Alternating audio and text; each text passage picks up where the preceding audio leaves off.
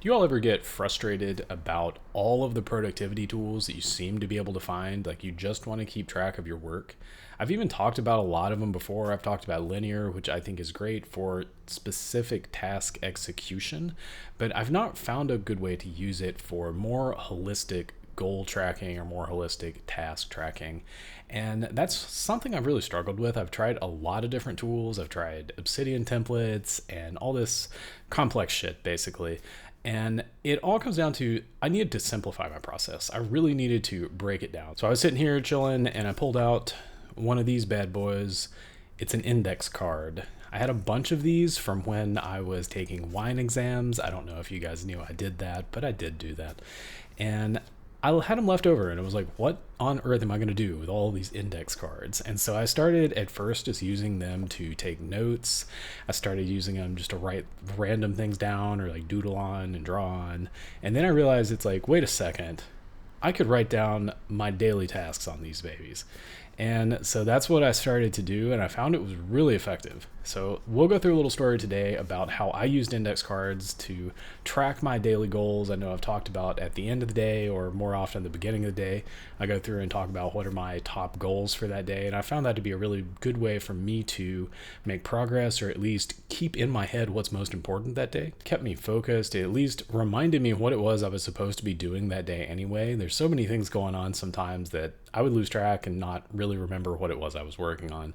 And the index card really helped me with that, and I was really surprised because it's a very simple system. I'll take you through how I do it today and also talk about a couple adaptations I've made to how I do it based on, well, it turns out a lot of other people do this too. So no surprise, I didn't invent it. And we'll go through that. We'll write down some goals, and hopefully this is something that you guys can use to make a lot more progress on whatever it is you're working on, whether you're working on a game, whether you're working on an app. It really doesn't matter. It's a really simple thing to set up. There's really only three things involved in this whole thing. It's one, get an index card.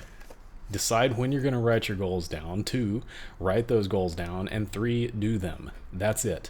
It's super simple. I think there's a little nuance to it. I've tried different variations of this.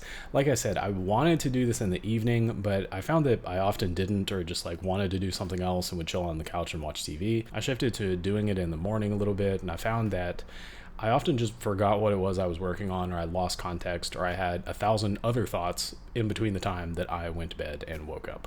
So I'm going to shift that back into the evening time. I really recommend you guys do the same. So at the end of your day, and by end of your day, I mean when you're done working for the day, you go in and you fill out what it is you're going to do tomorrow on these guys. I think the end of that day, when you're done with whatever that big project task is the best time to do it, because you're already in context of the project. You're already kind of winding down from whatever it was you were doing, and you probably have already thought about what it is that's coming next. So that just avoids you losing all of that context from all of the other random things you might do in between the time you stop working and the time you start working again. We've got our card, we've established when in the day we're going to do it. Now, what on earth are we going to write on those cards?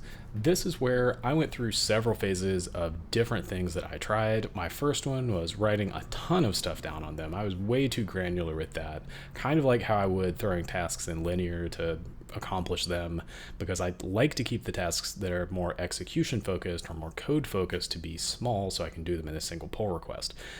It turns out that's a not great idea, in my opinion, for this kind of larger scope. What are we going to do today? What are our big goals today? And I found that I often way overestimated what I could do during the day, and I would end up with a lot of undone stuff that I'd have to do something about eventually. And it was also just so granular that sometimes it wasn't worth doing, or I'd put it off or something like that. So I really don't think that's the best way to approach it. I think you should really think about it in terms of what are the most important things I can do? What are the highest leverage things that I can do? High leverage things are those things that you get an outsized return on the amount of time you spend on them. You may be wondering, like, is this legit? Is this going to work?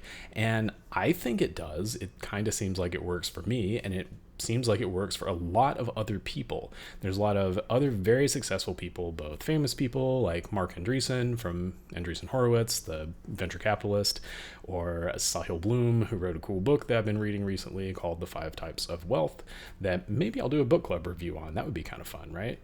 To just friends of mine that I consider successful people in whatever it is they're doing. And they all kind of do this system. So I think that's a good reason to try it out at least. I think you should definitely experiment with it and see if it works for you. Hopefully that quick little thing about how I've been tracking my high level goals and how I've been looking at what it is I need to do to make progress and what are my most important, highest leverage activities has been an interesting thought for you to take into how you're making your games, how you're making your apps, how you're working on your projects. I'm definitely still getting over that cold a little bit and still getting back into practice of making these videos after my long and then longer break. So hopefully this one's been good for you all. One more thing before you go, I do have a newsletter that you can get more stuff like this and some other additional directions that I don't normally go in my videos because they work better in written form. The link for that is right down there in the description, so go ahead and click that, go ahead and sign up, and look forward to seeing you over there as well. As always, let me know what you think down in the comments, hit that like and subscribe button, and I'll see you next time.